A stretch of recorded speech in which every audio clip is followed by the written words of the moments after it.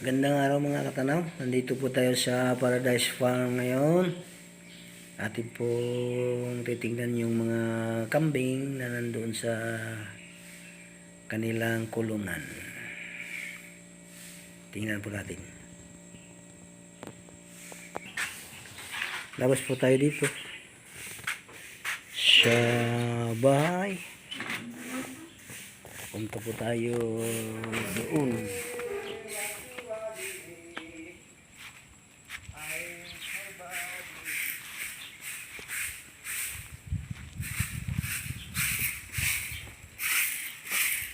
Yan po si Aisha. Wawalis. Si Makmak naman ay nagkahakot ng saging.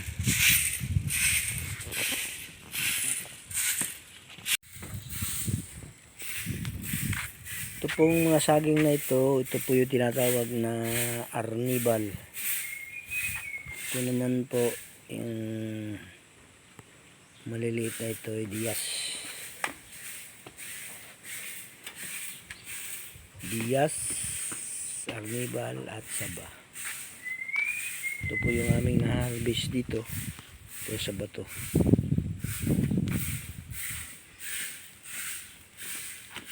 Saan pa yung galing, Mac? Sa Dosya Pilis. Dosya Pilis. Sa Dosya Pilis. Yung palang nauuna. Nag-ano pa kami ng kumbay eh.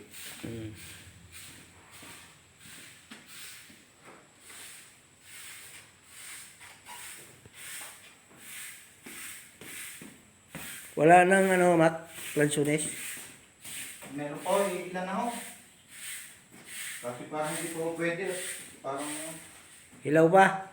green pa po eh. Ganun ba? Kasi may durian tayo po. Durian? Durian. Saan? Ay! Kinain ng daga. Nakaw. Ay, wasak ang crates. Butas. Dito dumaan, oh. Ay, butas rin ang crate. Ha? Binutas din ho. Binutas din ng Gretsch? Pero, inukat. Kanina na yun. Ay, oo nga. Ingat. Kinain, oh. Sayang. Nag-iisa-isang durian ay kinain pa ng daga. Nakuha kami isang slice. Ayan. Pero, binutas ang crate. Ayan si Ay. Pagka umaga kasi ito ay naglilinis muna sa doon sa bahay, saka nagwawalis dito sa plaza namin. Saka pa ngayon kasi kalakalan siya ang magpipiling ng saging. Pagka walang kalakal, ito ay nag-grass cutter pagkatapos linis ng bahay. Yes, Ice. Tayo dito sa kambingan. Ito po yung hindi na po nababago sa paningin nyo, yung mga dinadaanan ko dito. Ayan po. Dito po yung mga barakong nakakulong. Ayan. Oh, ano? Ano, masarap? Ay, inaagawan ka ba? Kaya pala ngumulngul eh. Sabi, akin yan ah. Akin yan. Nagaw mo pa sa akin. Oo nga na mayroon ka namang iyo eh. Bakit doon ka pa nanginginain sa kabila? Mautak rin ito eh. Doon nanginginain sa kabila. Ito, yung mga barako po ito. Nandito. Dito po sila. Mga barako ito. Kahinaan ng kilo nitong mga ito ay 50. Taasan ay 70 plus. Mabigat pa ho sa akin mga ito.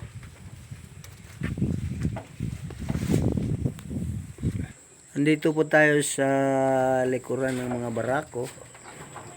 Ayan, humarap eh. Talagang gusto yung magpakuha eh. Pogi, pogi mo ah. Ito po yung pangalawa. Ayan. Ito po yung pangatlo.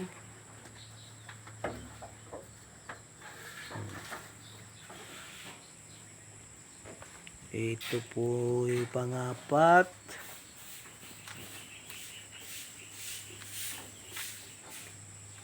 At ito naman po ang panglima. Laki ang itlog oh. Nakalaway. At ito po yung pang-anim. Yan. Busy po sila sa pangangain. Alam niyo mga katanaw, yung itlog ng kambing, yun ay nakakain. Pero ang itlog ng barakong baboy, hindi nakakain. Pati yung katawan nila, pag kinakata yung barako, mapanghi. Ito naman, yung kambing, medyo mapanghi rin, pero nakakain siya. Pati itlog niya, nakakain. Yan po katanaw, pinakita ko lang sa inyo yung mga barako namin dito. Pupunta naman tayo doon sa mga nakakulong na mga bisiro at dumalag at inahin. Ito na po yung mga inahin, mga dumalaga. Nandito po sila. Dito po sila nakakulong. Ayan. Nandito po tayo sa bahaging likuran nila. Iikot tayo doon sa kabila. Kasi ang pasilyo naman ito, iikot-ikot lang. Ayan. Yan, may bisiro, inahin, at yun po ang mga puwet nila, mga babae po ito. Karamihan dito yung mga babae.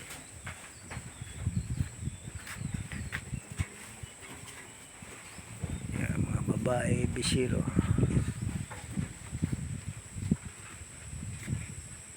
Ikot po tayo dito. Yan, ito po yung kanilang kainan. Ayan. Kain po sila dyan. Medyo malambot na yung yapakan natin dito baka lumusot pa natin Ayan. Sarap ng kainan po nila mga katanaw.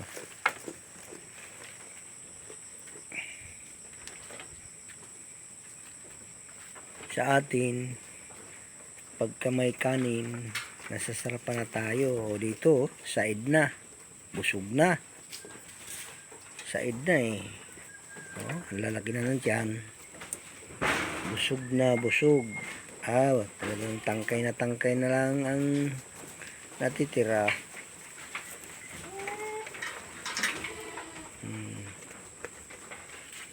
Busog na, busog na. O, yan. Ayan, dinodoblehan ni Anghel ng kumpay. Kasi ang kailangan naman ng kambing mga katanaw ano lang yan. Huwag mong damihan ang tambakan ng kumpay. Yun paunti-unti lang. Pag kain lang silang kain. Pagkaubos niyan, ayan, saka mo lagyan uli ng paunti-unti naman.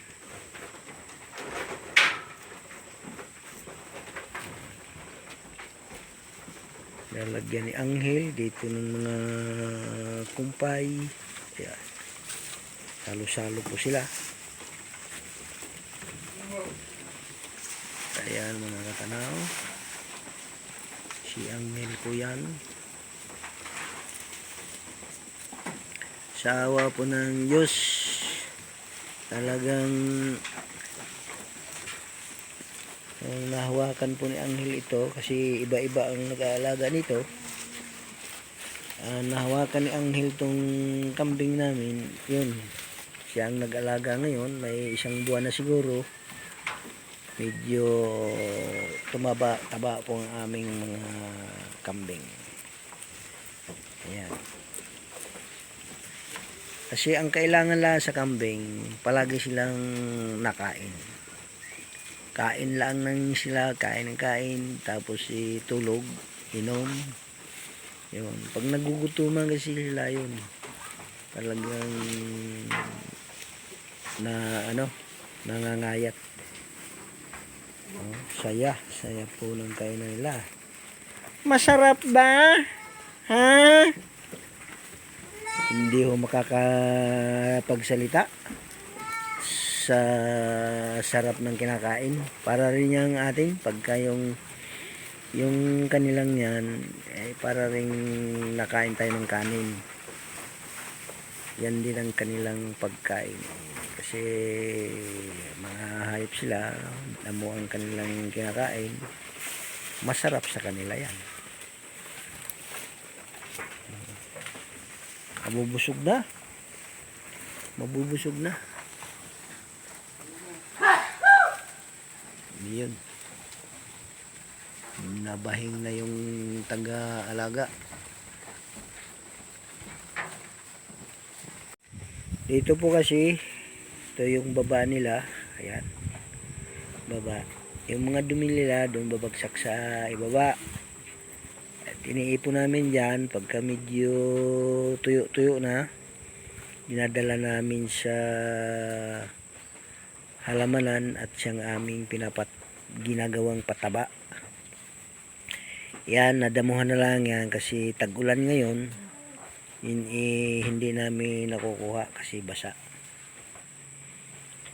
At sa ibaba naman yan, mayroon po kaming mga halamang latundan. Yan, punta roon. At mga kape sa ilalim.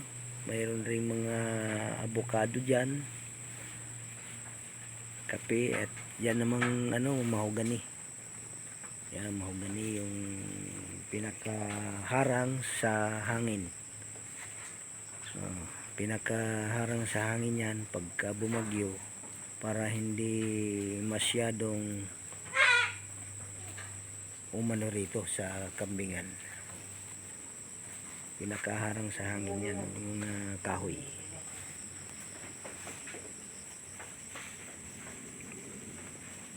Okay po, lalabas na po tayo dito.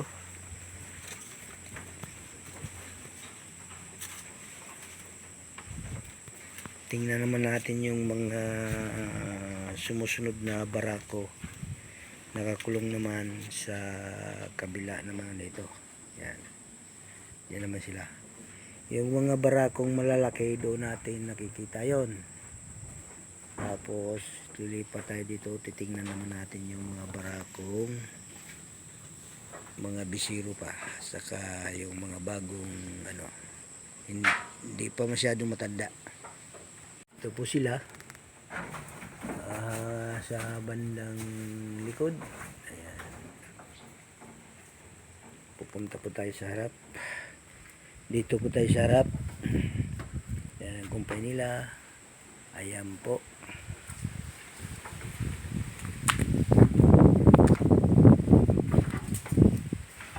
Ito. Ayan. Ito medyo bata-bata pa itong mga ito. Kaysa ikumpara doon sa kabila. Ayan. Mahaba lang sungay nitong isang ito. Okay. Hanggang dito ito. Sa mayroong suno sa kulungan. Mayroon namang isinggilang. Ito nag-iisa.